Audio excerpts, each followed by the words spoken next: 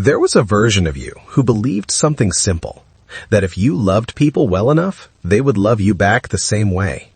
That consistency would be recognized, that showing up would matter, that the depth you brought to a relationship would naturally draw out depth in return. You were patient, you were present, you answered at 2 a.m., you remembered the small things, you gave people the benefit of the doubt, again and again and again. Not because you were naive, but because that's how you thought love worked. Effort in, love out. And for a long time, you couldn't figure out what you were doing wrong. Because from the outside, you were doing everything right. But slowly, not all at once, slowly, something started to feel off. You noticed that your effort was never quite matched, that apologies kept coming, but behavior never changed. That the moments of closeness were always followed by distance that you had to close yourself. You started to notice something else too, that the relationships that kept you most hooked were the ones that kept you most confused. And that confusion, you had been misreading it. You thought it was chemistry. You thought the anxiety you felt waiting for a message was passion. You thought the relief when they finally reached out was proof of a real connection. It wasn't. Here's what was actually happening. When someone is emotionally inconsistent, warm sometimes, cold other times, close and then distant, your nervous system doesn't settle. It stays alert. It stays activated. And that activation feels like aliveness. Psychologists call it intermittent reinforcement, the unpredictable reward. It's the same mechanism that makes gambling addictive. Not the win, the possibility of the win. You weren't in love with those people. You were in recovery from them, over and over. The chaos wasn't connection. It was just chaos. Once you understood that, once it landed somewhere real inside you, something changed. Quietly, not dramatically. You just stopped doing certain things. You stopped reaching out first every time, not out of strategy, out of self-respect. You stopped romanticizing the almost relationship, the almost committed, the almost ready. You stopped being impressed by intensity because you started to understand that intensity without consistency is just performance.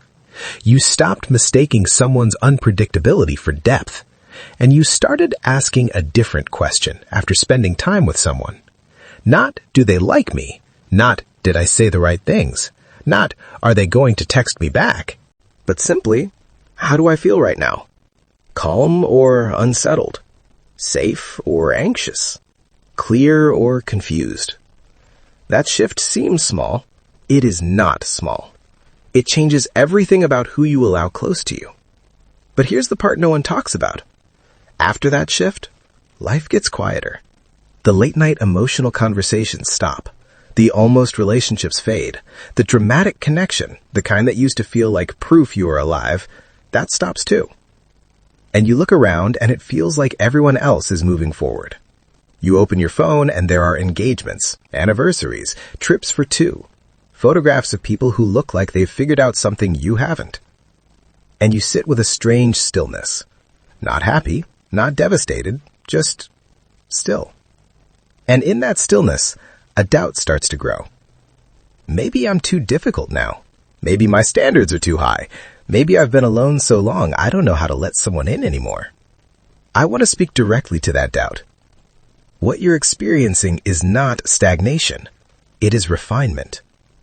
Your nervous system is learning what peace actually feels like, and peace, at first, feels like absence, because you spent so long in environments that confused stimulation for substance. The quiet is not emptiness. It is discernment. You are not behind. You have just stopped accepting things that require you to disappear in order to make them work. That is not a flaw. That is hard-won clarity. When you begin to value peace over attention, your options do get smaller. That part is real. Not everyone will meet you at the level you're now operating from, but the ones who do, they will be different. Because emotionally mature love doesn't arrive like a storm. It arrives like clarity. There are no days of silence followed by a flood of attention that you drink desperately because you've been thirsty for so long. There's no performance, no walking on eggshells trying to read the mood, no analyzing a 3-word text message for hidden meaning. You don't feel chosen one day and forgotten the next. You just feel steady. You can say what you mean. You don't brace for the reaction. You disagree without the conversation becoming a threat.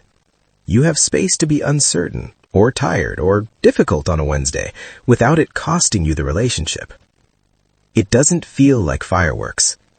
It feels like exhaling. Like you've been holding your breath for years, and finally, in this person's presence, your body just settles. That is what you've been filtering toward. Not the high, not the obsession, not the version of love that keeps you up at night wondering where you stand. The version where you know exactly where you stand, and it feels like solid ground. So I want to leave you with this. Not finding love yet does not mean something is wrong with you. It does not mean you are too much, or not enough, or somehow disqualified from the thing you're looking for. It means you stopped accepting the counterfeit. And that takes a kind of courage that most people don't talk about.